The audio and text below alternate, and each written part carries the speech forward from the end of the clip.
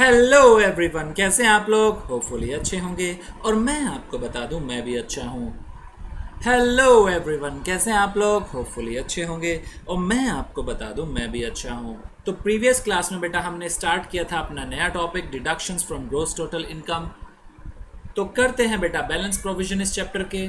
चलिए शुरू करते हैं।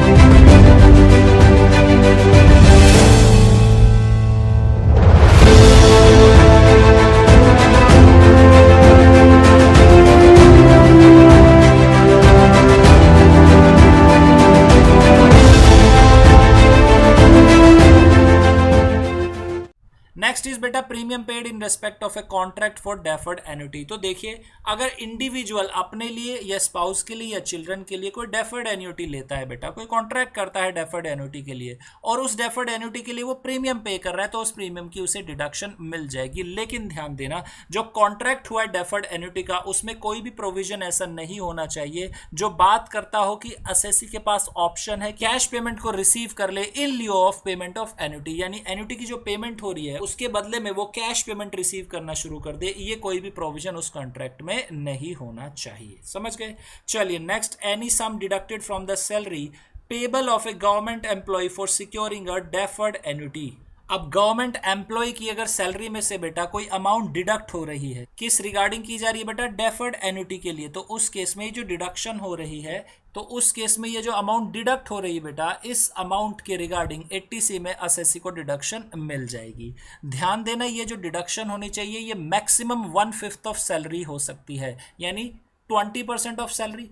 अगर 20% ऑफ सैलरी से ज़्यादा की डिडक्शन की जा रही है सैलरी से, तो बेटा जो 80C में डिडक्शन मिलेगी वो सिर्फ और सिर्फ 20% ऑफ सैलरी मिलेगी। मोर देन 20% बेटा वो लैप्स कर जाएगी, उसकी रिडक्शन नहीं मिलेगी। Contribution to SPF, PPF, RPF, याद करिए बेटा सैलरी के प्रोविजन हमने वहां पर भी पढ़ा था कि अगर कंट्रीब्यूशन होता है एसपीएफ यानी स्टेचुटरी प्रोविडेंट फंड या पब्लिक प्रोविडेंट फंड या रिकॉग्नाइज्ड प्रोविडेंट फंड में, तो उस केस में डिडक्शन मिल जाया करती थी असेसी को। उसी की यहाँ पर बात की जा रही है। अगर एसपीएफ, पीपीएफ, आरपीएफ में कंट्रीब्यूशन किया एसएससी ने, तो उसकी रिडक्शन उसे मिल जाएगी under section 80C।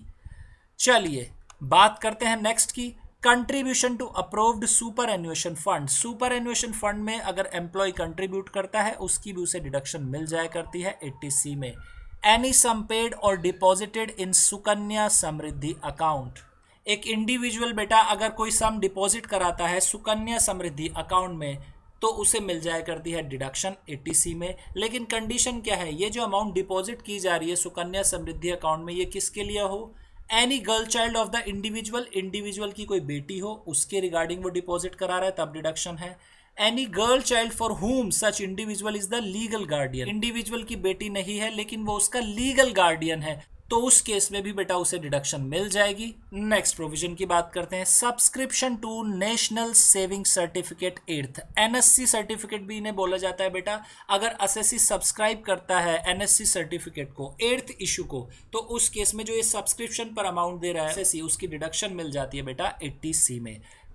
Next, SSC contribute कर रहा है बेटा यूनिट लिंक्ड इंश्योरेंस प्लान में, तो उसे डिडक्शन मिल जाएगी। कंट्रीब्यूशन वो अपने लिए भी कर सकता है, अपनी स्पाउस के लिए भी कर सकता है, अपने चाइल्ड के लिए भी कर सकता है। बात करें एचयूएफ की, तो एचयूएफ अपने किसी भी मेंबर के लिए कंट्रीब्यूट कर सकता है, उसे भी डिडक्शन मिल जाएगी। 9th पॉइंट बात करता है contribution in unit linked insurance plan of LIC mutual fund. अब ये जो यूनिट लिंक्ड इंश्योरेंस प्लान है ये किसका है, एलआईसी म्यूचुअल फंड का है। तो उस केस में इंडिविजुअल अपने लिए, अपने स्पाउस के लिए या चाइल्ड के लिए, और एचयूएफ के केस में अपने मेंबर के लिए वो कंट्रीब्यूट करते हैं, तो उन्हें डिडक्शन बेटा मिल जाया करती है। Contribution to approved annuity plan of LIC, LIC के कोई अप्रूव्ड प्लान है जैसे न्यू जीवन धारा या न्यू जीवन अक्षय या न्यू जीवन धारा फर्स्ट एंड न्यू जीवन Akshay first, second and third. Other insurer की बात करें बेटा, प्राइवेट इंश्योरर है तो उसका एक एग्जांपल है Tata AIG easy retire annuity plan, जो Tata AIG life insurance company limited ने निकाला हुआ है। इसमें कंट्रीब्यूट कर रहा है एसएससी, तो कंट्रीब्यूशन पे बेटा 80C की एसएससी को डिडक्शन मिल जाएगी। Next, subscription towards notified unit of mutual fund और यूटीआई। अब एसएससी क्या कर रहा है बेटा, सब्सक्राइब कर रहा है किसे, नोटिफाइड यूनिट्स है म्यूचुअल फंड की या यूटीआई की नोटिफाइड यूनिट्स है, तो उस केस में बेटा एसएससी को इन सब्सक्रिप्शन पर 80C की डिडक्शन मिल जाया करती है। Next, contribution to notified pension fund setup by mutual fund और यूटीआई। अब एसएससी कंट्रीब्यूट करता है किसी नोटिफाइड पेंशन फंड में, जो किसने सेटअप किया है, सेटअप बाय म्यूचुअल फंड या यूटीआई। म्यूचुअल फंड ने सेटअप किया है बेटा या यूटीआई ने किया है। उस नोटिफाइड पेंशन फंड में जितना भी वो कंट्रीब्यूशन करेगा उसकी उसे डिडक्शन मिल जाएगी under section 80C। Next is contribution to national housing bank term deposit scheme 2008। अब एसएससी सब्सक्रिप्शन लेता है किसी डिपॉजिट स्कीम का या कंट्रीब्यूशन करता है बेटा किसी पेंशन फंड में जो national housing bank term deposit scheme के थ्रू बनाया गया है, तो उस केस में जो ये सब्सक्रिप्शन या अमाउंट डिपॉजिट की है उसकी डिडक्शन मिल जाएगी 80C में। Next, subscription to notified deposit scheme. जो नोटिफाइड डिपॉजिट स्कीम है एसएससी उनका सब्सक्रिप्शन लेता है तो उसकी एग्जम्पशन मिल जाएगी। कौन कौन सी नोटिफाइड डिपॉजिट स्कीम है देखिए बेटा। First, public sector company which is engaged in providing long term finance for construction or purchase of houses in India for residential purposes। अगर एसएससी बेटा सब्सक्राइब करता है एक ऐसी डिपॉजिट स्कीम जो किसने इशू की है, एक पीएसयू ने की है बेटा, और वो कहां पर एंगेज्ड है, वो एंगेज है in providing long term finance. ये जो लॉन्ग टर्म फाइनेंस वो प्रोवाइड करा रही है किसके रिगार्डिंग है बेटा, कंस्ट्रक्शन के लिए या परचेज के लिए houses in India for residential purposes. उस कंपनी के डिपॉजिट स्कीम में सब्सक्राइब करता है एसएससी तो 80C की डिडक्शन मिल जाएगी। यह एसएससी क्या करता है बेटा, एक अथॉरिटी है जो इंडियन लॉ के अकॉर्डिंग बेटा ऑथोराइज हुई है या कॉन्स्टिट्यूट हुई है, और उस अथॉरिटी का क्या काम है, उस अथॉरिटी का काम है satisfying the need for house accommodation या for the purpose of planning development और improvement of cities town and villages और बोथ। तो वो जो अथॉरिटीज़ हैं उसकी नोटिफाइड डिपॉजिट स्कीम के एसएससी सब्सक्रिप्शन लेता है, तो जितनी अमाउंट है बेटा वो सब्सक्रिप्शन की वो 80C में डिडक्शन उसे मिल जाया करती है। ठीक है, साथ ही बेटा ध्यान देना ये जो डिपॉजिट स्कीम है ये सेंट्रल गवर्नमेंट के थ्रू नोटिफाई होनी चाहिए। इसका एक एग्जाम्पल भी दिया हुआ हमारी बुक में, for example public deposit scheme of हडको।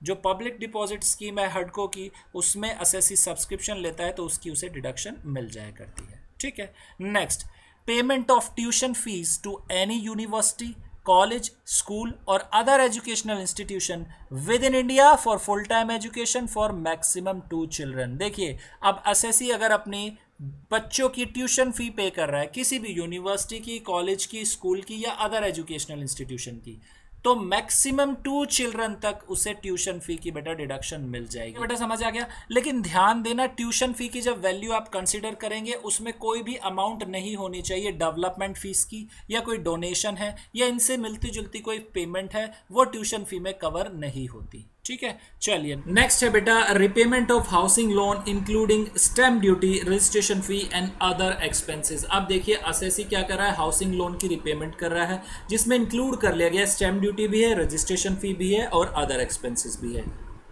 एक बात यहां पर समझिए बेटा, एसएससी जो परचेज कर रहा है न्यू रेजिडेंशियल हाउस प्रॉपर्टी या कंस्ट्रक्शन करा रहा है न्यू रेजिडेंशियल हाउस प्रॉपर्टी की, उस हाउस प्रॉपर्टी की जो इनकम है वो बेटा टैक्सेबल होनी चाहिए, चार्जेबल होनी चाहिए under the head income from house property, तभी ये एक्सपेंसेस अलाउ किए जाएंगे।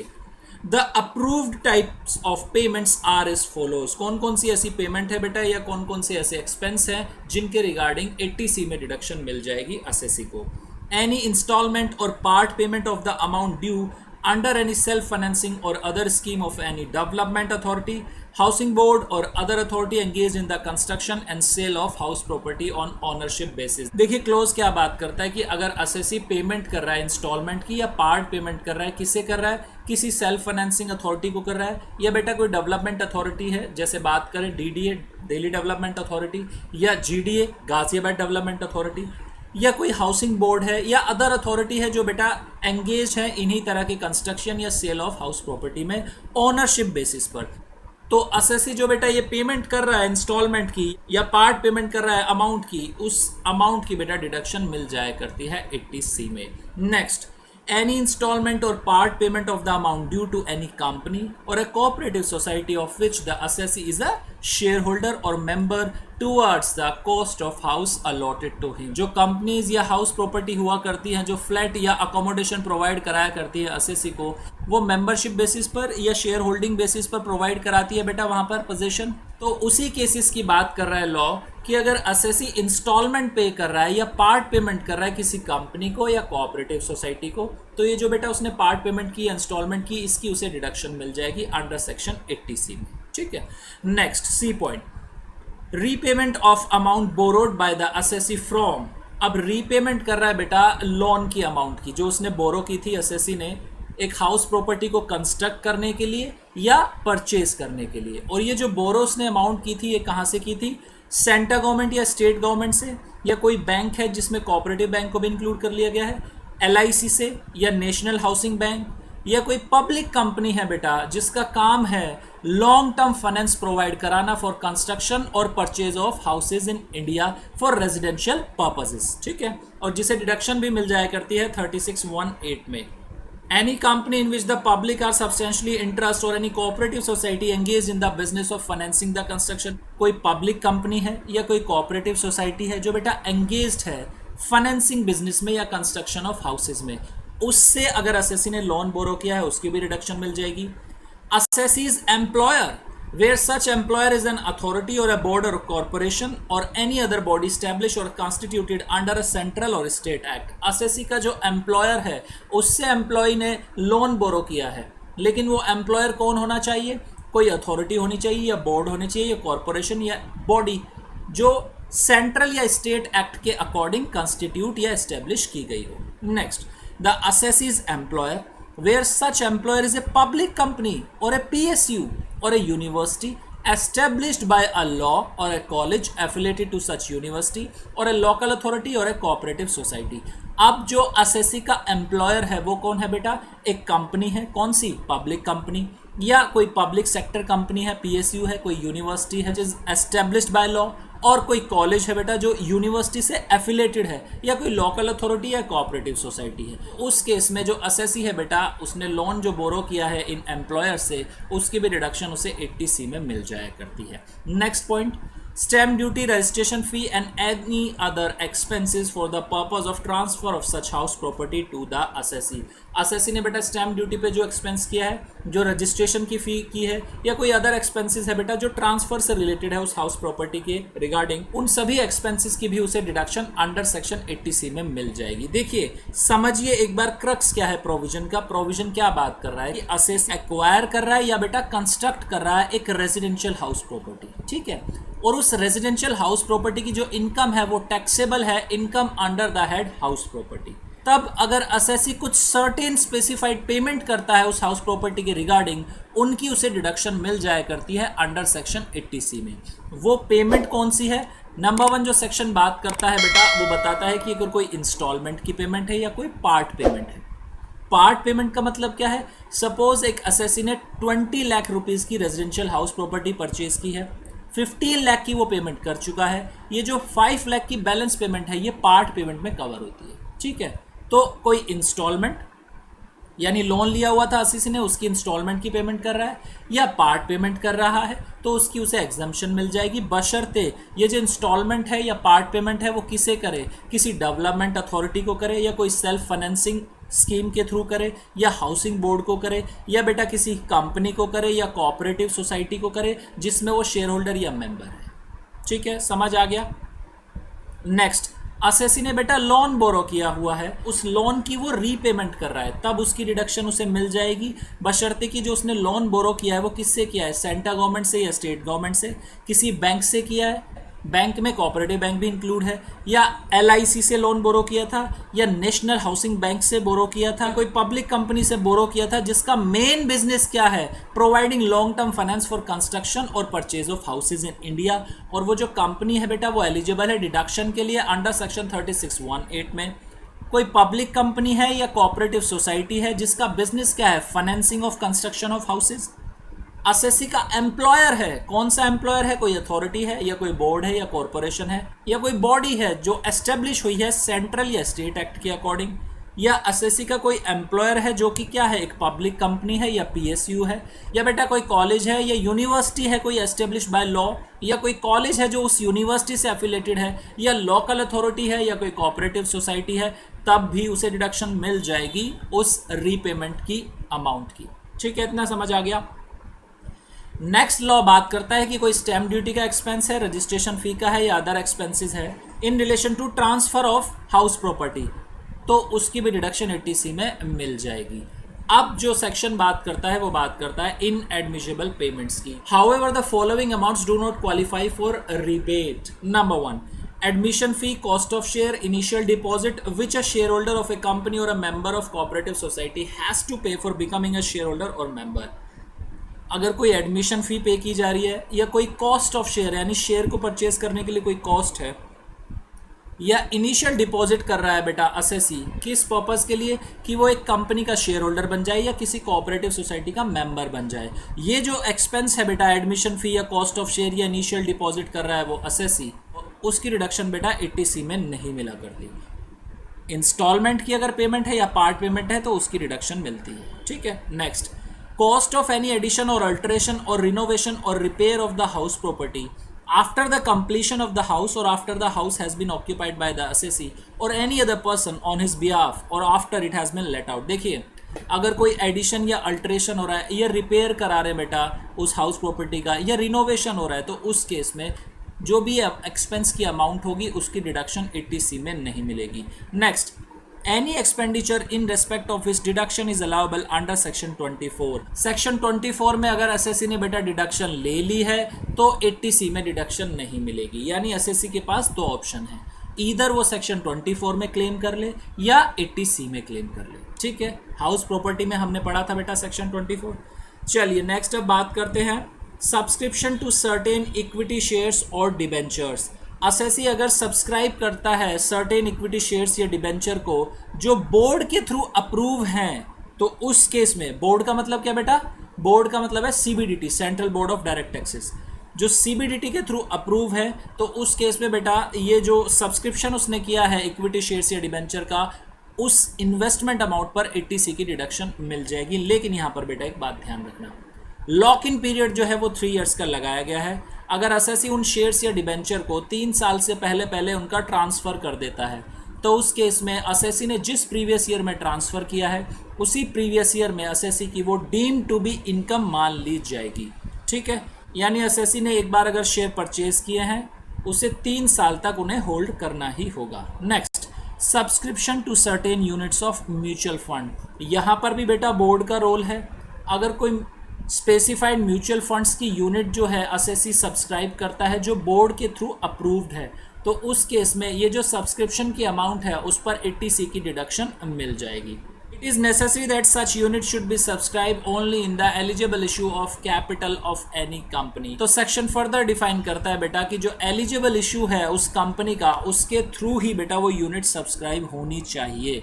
नेक्स्ट, इन्वेस्टमेंट इन 5 ईयर टर्म्स डिपॉजिट। अगर एसएससी इन्वेस्टमेंट करता है किसी शेड्यूल बैंक के टर्म डिपॉजिट में जिसका पीरियड जो है बेटा कम से कम 5 साल का होना चाहिए और वो जो स्कीम है वो सेंट्रल गवर्नमेंट के थ्रू अप्रूव होनी चाहिए, तो उस केस में एसएससी को डिडक्शन मिल जाएगी अंडर सेक्शन 80C। लेकिन जो मैक्सिमम लिमिट है इन्वेस्टमेंट की वो है 1,50,000। Schedule bank means the state bank of India constituted under the SBI act 1955 या सब्सिडरी है SBI बैंक की, या कोई कॉरस्पॉन्डिंग बैंक है जो कॉन्स्टिट्यूट हुआ है under section 3 of banking companies act 1970, या बैंकिंग कंपनीज एक्ट के अकॉर्डिंग बना है 1980 के, या कोई अदर बैंक है जिसे बेटा सेकंड शेड्यूल में इंक्लूड कर लिया गया है RBI के। ठीक है, वो क्या कहलाता है, शेड्यूल बैंक कहलाता है।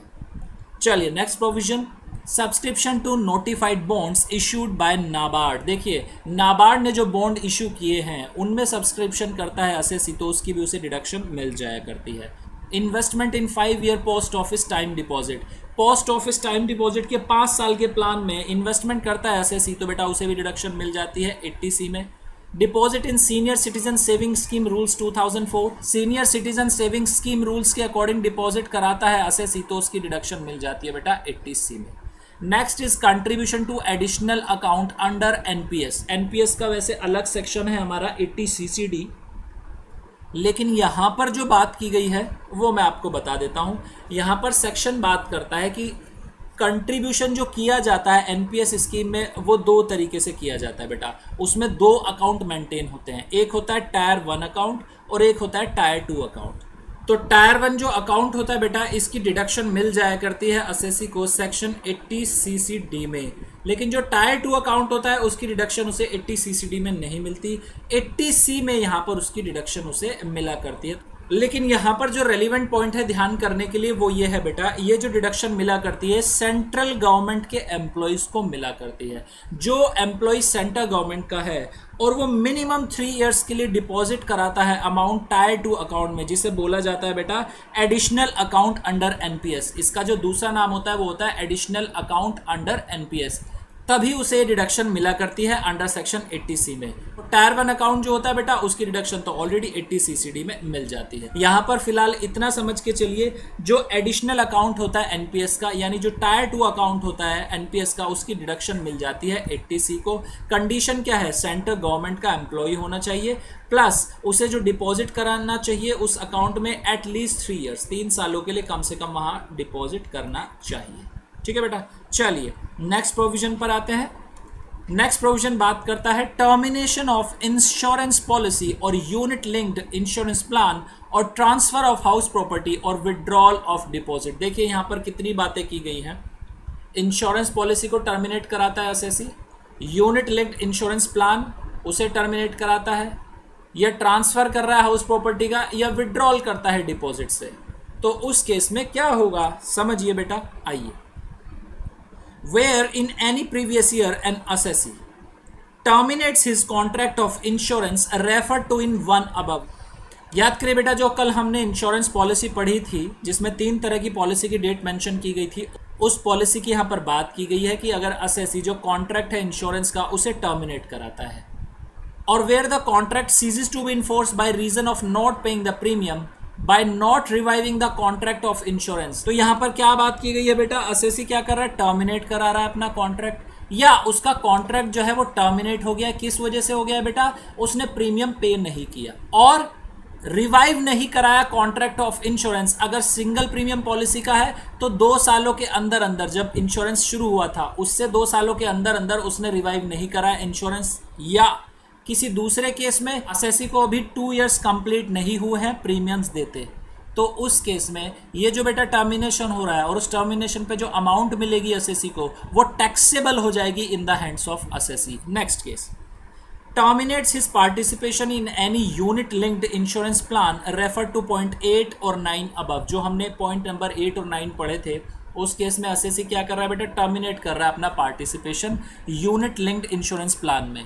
तो लॉ बात करता है, अगर असेसी 5 सालों तक पार्टिसिपेट नहीं करता, कंट्रीब्यूट नहीं करता उन यूनिट लिंक्ड इंश्योरेंस प्लान में, 5 सालों से पहले पहले टर्मिनेट करा लेता है, तो असेसी ने जो कंट्रीब्यूशन किया था जिसकी उसे डिडक्शन मिली थी अंडर सेक्शन 80C, वो बेटा टैक्सेबल हो जाएगा, वो डीम टू बी इनकम मान ली जाएगी उस प्रीवियस ईयर में जिस प्रीवियस ईयर में वो टर्मिनेट कर रहा है पार्टिसिपेशन। ठीक है, next, transfer of house property refer to in 16 above. अभी हाउस प्रॉपर्टी का हमने केस पढ़ा था, तो उसके बारे में बताया जा रहा है कि अगर असेसी रेजिडेंशियल हाउस प्रॉपर्टी को 5 साल खत्म होने से पहले, before expiry of 5 years, transfer कर देता है हाउस प्रॉपर्टी, तो बेटा जितना भी एक्सपेंस असेसी का 80C में डिडक्ट कर दिया गया था, यानी डिडक्शन प्रोवाइड करा दी गई थी, जैसे ही असेसी ट्रांसफर करता है उस प्रीवियस ईयर में वो डिडक्शन क्या हो जाएगी, असेसी की डीम टू बी इनकम हो जाएगी और टैक्सेबल हो जाएगी in the hands of assessee. चलिए नेक्स्ट बात करते हैं बेटा। अब नेक्स्ट जो आता है वो आता है कि सीनियर सिटीजन सेविंग स्कीम में अगर असेसी कंट्रीब्यूट करता है तो उसे कंट्रीब्यूशन पर 80C की रिडक्शन मिल जाया करती है। अगर असेसी बेटा सीनियर सिटीजन सेविंग स्कीम की जो डिपॉजिट अमाउंट है उसे 5 साल से पहले पहले विड्रॉ कर लेता है, तो जितनी अमाउंट की उसे डिडक्शन मिली थी अंडर 80C में वो हो जाएगी टैक्सेबल। ठीक है, इतना समझ आ गया। एक बात और यहाँ पर ध्यान देना बेटा, इन केस असेसी की डेथ हो जाती है और जो लीगल हेयर्स हैं असेसी के वो रिसीव कर रहे हैं अमाउंट, तो उनके हैंड में बेटा ये अमाउंट टैक्सेबल नहीं होगी। साथ ही जो डिपॉजिट वगैरह असेसी ने कराया था उस पर इंटरेस्ट मिला था अगर असेसी को, तो वो इंटरेस्ट भी बेटा क्या हो जाएगा, डीम टू बी इनकम हो जाएगी।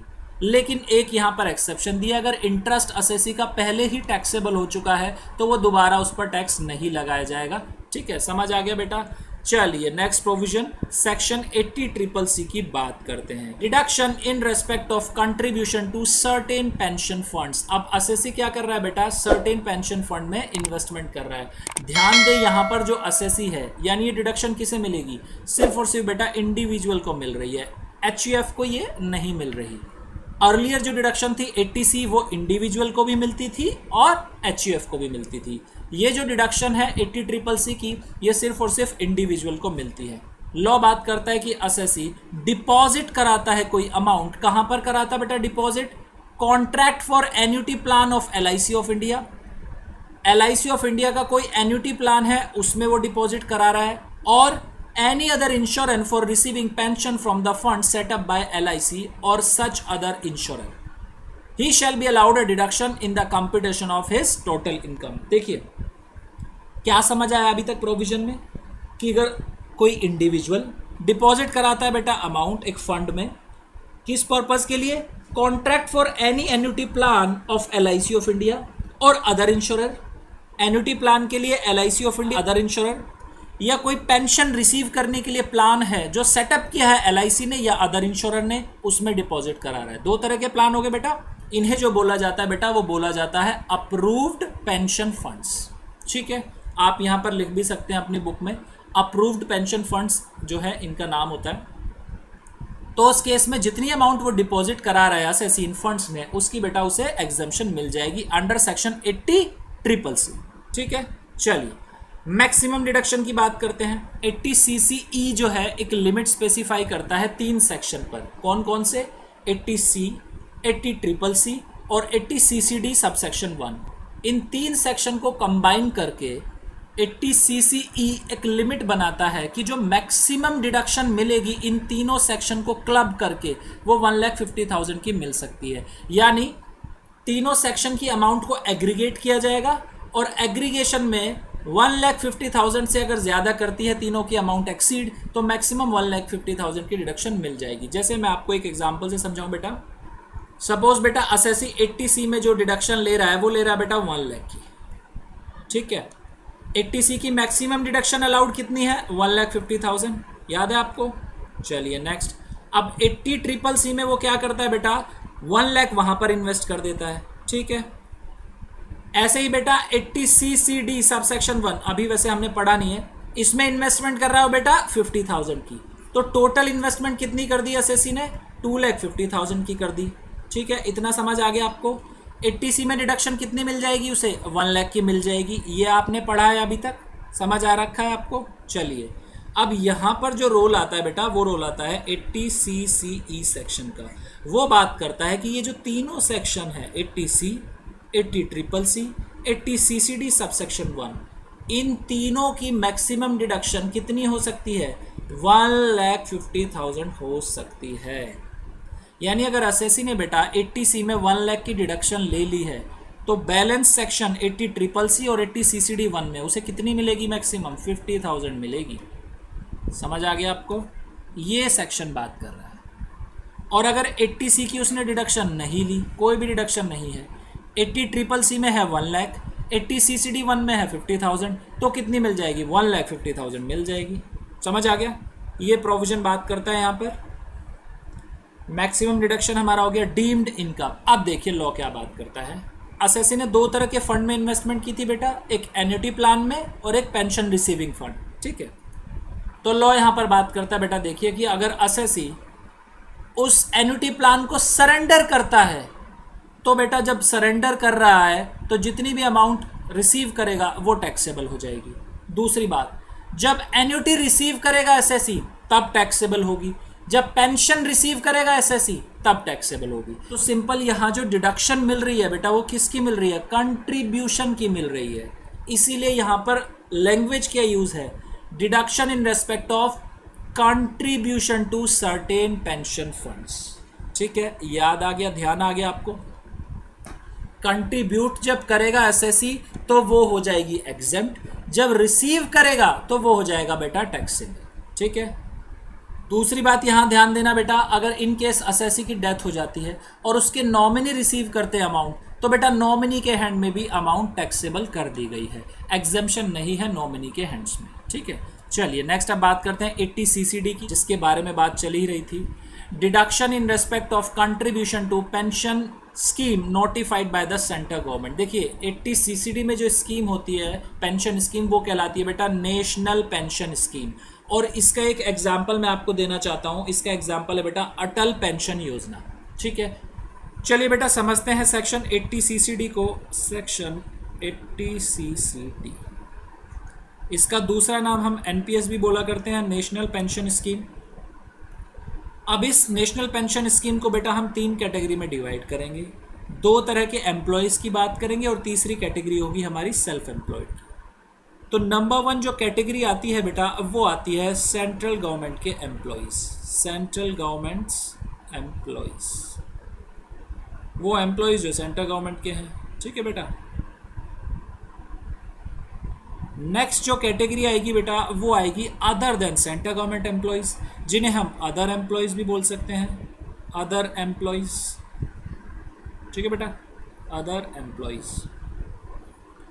और थर्ड कैटेगरी जो आएगी वो होगी सेल्फ एम्प्लॉयड। वो पर्सन जो सेल्फ एम्प्लॉयड है, कहीं पर एम्प्लॉय नहीं है, खुद काम कर रहे हैं, वो हो गए बेटा सेल्फ एम्प्लॉयड। सबसे पहले समझते हैं बेटा सेंट्रल गवर्नमेंट के एम्प्लॉयज़ के रिगार्डिंग प्रोविज़न क्या है। तो 2 तरह के कंट्रीब्यूशन होते हैं बेटा, एक होता है एम्प्लॉयज़ कंट्रीब्यूशन और एक होता है एम्प्लॉयर्स कंट्रीब्यूशन। ठीक है, एम्प्लॉयज़ कंट्रीब्यूशन कितना अलाउड है जिसकी पर डिडक्शन मिल जाए, और एम्प्लॉयर्स कंट्रीब्यूशन कितना अलाउड है जिस पर डिडक्शन मिल जाए। ठीक है बेटा, तो बेटा एम्प्लॉयज़ जो कंट्रीब्यूट कर सकते हैं एनपीएस में वो कर सकते हैं 10% ऑफ सैलरी। सैलरी का 10% वो इसमें कंट्रीब्यूट कर सकते हैं। और सैलरी का मतलब क्या है? सैलरी का मतलब मैं बता देता हूँ आपको। सैलरी का मतलब है बेटा basic salary plus DA. DA कौन से वाला? जो फॉर्मिंग पार्ट ऑफ रिटायरमेंट है। रिटायरमेंट का जो पार्ट बनेगा वो डीए इसमें इंक्लूड कर लिया जाएगा। एनी अदर कोई अलाउंसेज हैं या परक्विजिट्स हैं बेटा वो इंक्लूड नहीं की गई। ठीक है, दूसरी तरफ बात करें तो बेटा एम्प्लॉयर्स कितना कंट्रीब्यूट कर सकता है? एम्प्लॉयर कंट्रीब्यूट कर सकता है 14%। ध्यान देना बेटा, 14% ऑफ सैलरी। 14% ऑफ सैलरी जो होगी एम्प्लॉय की उसका कंट्रीब्यूट कर सकती है सेंट्रल गवर्नमेंट। इस बात को ध्यान रखना। एम्प्लॉय की जो कंट्रीब्यूशन है बेटा उसकी डिडक्शन कहाँ मिलेगी? उसकी डिडक्शन मिल जाती है under section 80 CCD subsection 1। 80 CCD subsection 1 में डिडक्शन मिल जाएगी सेंट्रल गवर्नमेंट के केस में। और एम्प्लॉयर्स की जो डिडक्शन है वो कैसे मिलेगी? तो उसके लिए बेटा सेक्शन आता है 80 CCD सबसेक्शन 2। 80 CCD सबसेक्शन 2 ये डिडक्शन प्रोवाइड कराता है एम्प्लॉयर्स कंट्रीब्यूशन के। इतना समझ आ गया? चलिए बेटा बात करते हैं अदर एम्प्लॉयज़ के केस में। तो उसमें कितनी कंट्रीब्यूशन अलाउड है? तो लॉ बात करता है बेटा 10% ऑफ सैलरी, और सैलरी का मीनिंग सेम है बेटा। ठीक है, इसकी जो डिडक्शन मिलती है बेटा वो भी सेम सेक्शन 80 CCD सबसेक्शन 1 में ये डिडक्शन मिल जाया करती है। नेक्स्ट, एम्प्लॉयर्स कंट्रीब्यूशन कितना अलाउड है? तो बेटा यहाँ पर ध्यान देना, यहाँ पर जो एम्प्लॉयर्स कंट्रीब्यूशन अलाउड है वो 10% ऑफ सैलरी अलाउड है सिर्फ और सिर्फ। और ये डिडक्शन कहाँ मिलती है? तो याद करिए बेटा पीजीबीपी के चैप्टर, वहां पर हमने सेक्शन कौन सा पढ़ा था? सेक्शन 36 सबसेक्शन 1 क्लोज IVA, जो बात करता था कि अगर एम्प्लॉयर कंट्रीब्यूट कर रहा है 80 CCD में तो उसे उसकी डिडक्शन मिल जाया करती है। ठीक है बेटा, समझ आ गया? चलिए नेक्स्ट अब बात करते हैं बेटा सेल्फ एम्प्लॉयड के केस में। इसमें कैसे डिडक्शन मिलेगी? यहाँ पर तो बेटा कोई सैलरी है ही नहीं, तो इस केस में सेक्शन 80 CCD बात करता है कि जो ग्रॉस टोटल इनकम होगी एसएससी की, ग्रॉस टोटल इनकम, उसका 20% जो है बेटा वो डिडक्शन ले लेगा अंडर सेक्शन 80 CCD सबसेक्शन 1। समझ आया बेटा प्रोविजन? देखिए बेटा क्रक्स बनाते हैं प्रोविजन का। क्या बना? वो एम्प्लॉयज़ जो सेंट्रल गवर्नमेंट के नहीं है और वो पर्सन जो सेल्फ एम्प्लॉयड हैं, दोनों ही केसेस में बेटा 20% की डिडक्शन दी जा रही है। अगर एम्प्लॉय है तो 20% ऑफ सैलरी की डिडक्शन मिल जाएगी, और अगर सेल्फ एम्प्लॉयड है तो उस केस में बेटा जीटीआई का 20% की डिडक्शन मिल जाएगी। बात अगर करें सेंट्रल गवर्नमेंट एम्प्लॉय की, तो यहां पर बेटा एम्प्लॉय के कंट्रीब्यूशन के लिए सेम कंडीशन एप्लीकेबल है, 10% ऑफ सैलरी। जो डिफरेंट प्रोविजन आता है वो आता है बेटा एम्प्लॉयर्स कंट्रीब्यूशन के केस में। एम्प्लॉयर का जो कंट्रीब्यूशन है वो 14% ऑफ सैलरी अलाउ कर दिया गया है in case of central government employees, और उसकी डिडक्शन कहां मिलती है? Section 80CCD2। समझ आ गया बेटा इतना? साथ ही मैं आपको याद कराना चाहता हूं बेटा प्रोविजन जो हमने पढ़ा था, ध्यान करिए। 80CCE का क्या बात करता था वो बेटा कि 80C की डिडक्शन प्लस 80CCC की डिडक्शन प्लस 80CCD सबसेक्शन 1 की डिडक्शन। याद है आपको? उन तीनों पर क्या लगा करती थी? लिमिट लगा करती थी, 1,50,000 को एक्सीड नहीं कर सकती। ठीक है, तो देखिए बेटा यहाँ पर अब कंपैरेटिव एनालिसिस करिए। एम्प्लॉयज कंट्रीब्यूशन जो सेंट्रल गवर्नमेंट के एम्प्लॉय है उस पर भी लिमिट है, अदर एम्प्लॉय के केस में उस पर भी लिमिट है, सेल्फ एम्प्लॉयड के केस में उस पर भी लिमिट है। तीनों को 80CCD1 कवर कर रहा है। अगर सेंट्रल गवर्नमेंट कंट्रीब्यूट कर रही है तो उस केस में बेटा कोई भी लिमिट एप्लीकेबल नहीं होगी, 80CCE वाली। समझ आ गया? अदर एम्प्लॉयज जो कंट्रीब्यूशन कर रहे हैं बेटा उस पर तो लिमिट एप्लीकेबल है ही नहीं, उन्हें तो डिडक्शन ही अलग सेक्शन में मिल रही है। ठीक है, इतना समझ आ गया आपको?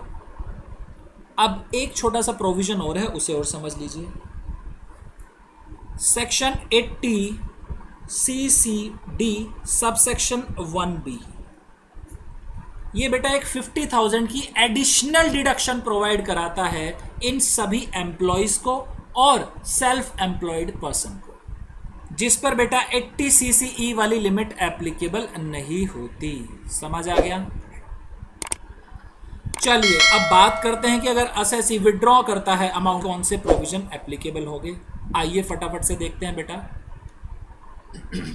Deemed income, the amount standing to the credit of assessee in the pension account and accretions to such amount shall be taxed as income in the year in which such amount are received by the assessee or his nominee। आप देखिए deemed income किसे बना दिया गया है कि जो amount NPS account में है और उस पर जो एक्रीशन है यानी इंटरेस्ट वगैरह है, अगर उसे असेसी विड्रॉ करता है बेटा या उसका नॉमिनी विड्रॉ कर रहा है, किस केसेस में? Number 1, closure of account, account को बंद कर रहे हैं तो टैक्सेबल हो जाएगी। Opting out of the scheme, scheme से बाहर निकल रहे हैं तब भी टैक्सेबल हो जाएगी।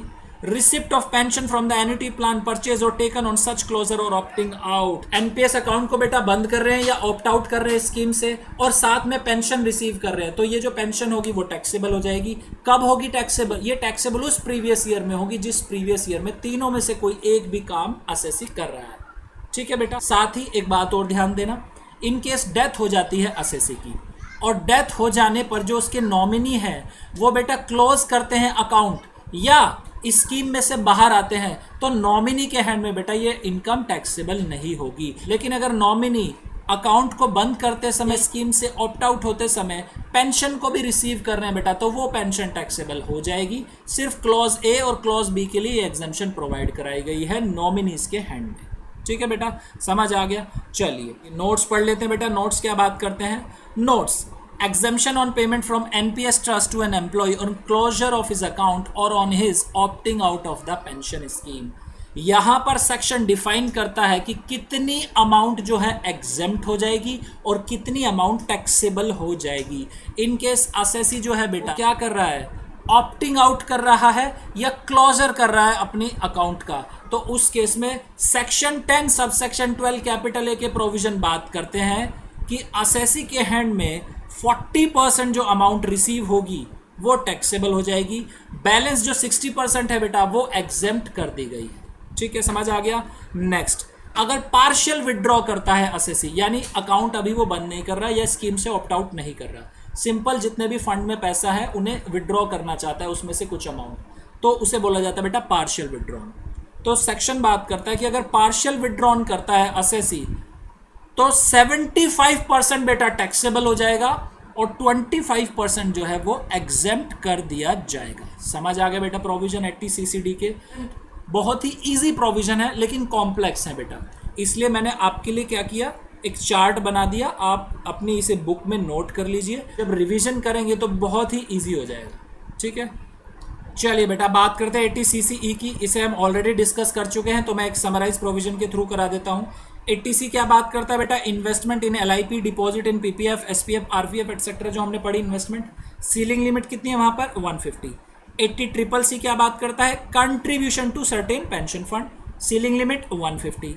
80CCD1 याद करिए, contribution to NPS of government, उस केस में 10% ऑफ सैलरी और 20% of GTI as the case में भी। और 80CCE aggregate deduction under section 80C, under section 80CCC and 80CCD subsection 1, ये लिमिट लगाता है बेटा 1,50,000 की। दूसरी तरफ बात करें 80CCD सबसेक्शन 1 कैपिटल बी की, तो ये बेटा लिमिट से बाहर है, इसमें सीलिंग कितनी है 50,000 की, लेकिन ये 80CCE की जो लिमिट है उससे बाहर है, यानी 1,50,000 वाली जो लिमिट है वो इस पर एप्लीकेबल नहीं होती। 80CCD सबसेक्शन 2 ये भी बेटा लिमिट से बाहर है 80CCE की, यानी 1,50,000 वाली लिमिट इस पर भी एप्लीकेबल नहीं होती। और यहाँ पे कंट्रीब्यूशन कितना कर सकती है सेंट्रल गवर्नमेंट, 14% ऑफ सैलरी कर सकती है। ठीक है, next, contribution by any other employer to NPS account of its employees outside the limit of 1,50,000 under section 80CCE, ये भी हमने समझा था, ये 36(1) क्लोज IVA में फॉल करता है, और वहां पर भी 10% ऑफ सैलरी की बेटा मैक्सिमम सीलिंग लगाई गई है। ठीक है, तो यहाँ पर हमारा 80C भी खत्म हो गया बेटा, 80CCC भी खत्म हो गया, 80CCD भी खत्म हो गया, 80CCE भी खत्म हो गया। ठीक है बेटा, एक क्वेश्चन यहाँ पर करते हैं बेटा, प्रोविजन की क्लियरिटी आएगी माइंड में। चलिए, basic salary of mister A is 1 lakh per month, he is entitled to DA which is 40% of basic salary, 50% of DA forms part of pay for retirement benefits, both mister A and his employer ABC Limited contribute 15% of basic salary to the pension scheme referred to in section 80CCD. Explain the tax treatment in respect of such contribution in the hands of Mr. A. समझिए बेटा, basic salary mister A की है 1 lakh rupees per month. हा मजा आ गया, 1 lakh rupees per month, सपने दिखाई दे रहे सर हमारे भी, जब भी हम CA या CS या CM में बनेंगे हमें भी मिलेंगे। ठीक है, मिलेंगे बेटा मिलेंगे, लेकिन पहले इस क्वेश्चन को ध्यान से करिए, आपको सब कुछ मिलेगा प्रोवाइडेड आप सब कुछ ध्यान से करें। ठीक है, चलिए, बेसिक सैलरी है मिस्टर ए की 1 लाख, DA मिलता है उन्हें 40% ऑफ बेसिक सैलरी, और 50% जो DA है बेटा वो forming part of retirement benefit है। मिस्टर ए और उसके एम्प्लॉयर ABC लिमिटेड वो कंट्रीब्यूट करते हैं 15% of basic salary to the pension fund, जो स्कीम रेफर की गई है 80CCD में। ठीक है, अब बताइए टैक्स ट्रीटमेंट क्या होगा। आइए जरा बेटा प्रोविजन को करते हैं। स्टेटमेंट के थ्रू मैं नहीं बनवा रहा, आपको फटाफट से कैलकुलेशन करा रहा हूं सिंपल। मिस्टर ए की बेटा बेसिक सैलरी कितनी हो गई, बेसिक सैलरी हो गई sir 1 lakh rupees per month. ठीक है, 1 लाख पर मंथ, और DA कितना है उनका, DA है सर 40% ऑफ बेसिक सैलरी, यानी 40,000 हो गया बेटा। ठीक है, तो 1,40,000 पर मंथ जो है बेटा वो क्या है, मिस्टर ए की सैलरी है। एनुअल सैलरी की बात करें तो कितनी आएगी बेटा, ये एनुअल सैलरी ये हो जाएगी बेटा 12 लाख और 4,80,000, टोटल कितना हो गया 16,80,000, ये उनकी सैलरी हो गई। आप इसकी मल्टीप्लाई 12 से कर देते जब भी यही आंसर आता। ठीक है, तो हमें क्या कंप्यूट करना है बेटा, हमें ये देखना है कि 80CCD में कितनी डिडक्शन मिस्टर ए को मिल जाएगी। ठीक है बेटा, तो वहां पर सैलरी की जो डेफिनेशन दी गई है वो क्या बताई गई है, बेसिक सैलरी है 1 लाख, और DA which is forming part of retirement benefit, तो DA कितना बेटा 40,000 पर मंथ है, 50% जो है forming part of retirement benefit है, 20,000 हो गया बेटा, ये 20,000, 1,20,000 जो है बेटा पर मंथ, ये बेसिक सैलरी हो गई, इंटू 12 कितना आएगा, ये आ जाएगा सर 14,40,000 एनुअल सैलरी हो गई। अब क्वेश्चन को बेटा ध्यान से पढ़िए, एक हैबिट बना लीजिए क्वेश्चन को हमेशा ध्यान से पढ़ने की, क्योंकि अल्टीमेटली आपको क्वेश्चन का ही आंसर देना है। अब मिस्टर ए कितना कंट्रीब्यूट कर रहे हैं बेटा, ध्यान से देखना, एक बार बताना कितना कर रहे हैं। मिस्टर ए जो कंट्रीब्यूट कर रहे हैं वो कर रहे हैं 15% of basic salary. Basic salary कितनी है उनकी, एनुअल सैलरी बताएं कितनी है। एनुअल है बेटा 12 लाख बेसिक सैलरी, उसका 15% वो कंट्रीब्यूट कर रहे हैं। 15% ऑफ बेसिक सैलरी, BS लिख दूँ बेटा मैं। 12 लाख का 15% करिए, कितना आएगा, ये आएगा बेटा 1,80,000। 1,80,000 आया, इतना वो कंट्रीब्यूट कर रहे हैं बेटा, ठीक है। अलाउड कितना है as per section 80 CCD sub section 1, कितने की डिडक्शन मिल सकती है उन्हें? सर वो मिलती है 10% of salary. Salary means basic salary plus DA which is forming part of retirement benefit. यानी मैं कहूं आपसे कि 10% ऑफ 14,40,000 तो सही होगा, आंसर इज यस, ठीक सही होगा सर। कितना अलाउड है सर? उन्हें अलाउड है 1,44,000। कर कितना रहे हैं बेटा? 1,80,000। कितना एक्सेस कंट्रीब्यूट कर रहे हैं सर? एक्सेस कंट्रीब्यूट जो इसमें कर रहे हैं वो 36,000 का कर रहे हैं। इस 36,000 का क्या ट्रीटमेंट होगा अभी बात करते हैं, ध्यान रखना। नेक्स्ट, मिस्टर ए के जो एम्प्लॉयर हैं वो कितना कंट्रीब्यूट कर रहे हैं बेटा? सर वो भी सेम कंट्रीब्यूट कर रहे हैं, तो मैं सिंपल यहाँ पे लिख दूँ 1,80,000 ही कंट्रीब्यूट कर रहे हैं वो। अलाउड कितना है बेटा? सर अलाउड है 10% ऑफ सैलरी, यानी 1,44,000 अलाउड है। एक्सेस कितना कर रहे हैं? 36,000 सर ये एक्स्ट्रा कर रहे हैं, ठीक है। तो देखिए लॉ क्या बात करता है। अब मिस्टर ए को डिडक्शन जो मिलेगी वो मिलेगी 1,44,000 की under section 80 CCD sub section 1, ठीक है। और जो एम्प्लॉयर कंट्रीब्यूट कर रहे हैं मिस्टर ए के, क्या उसे मिस्टर ए को डिडक्शन लेने की जरूरत है? Answer is no. Mister A क्यों डिडक्शन लेंगे उसकी? मिस्टर ए तो कंट्रीब्यूट कर ही नहीं रहे, उसकी डिडक्शन जो है बेटा एम्प्लॉयर ले लेगा। वो ले लेगा डिडक्शन अपने PGBP हेड में सेक्शन 36(1) IVA में, ठीक है। समझ आ गया आपको इतना?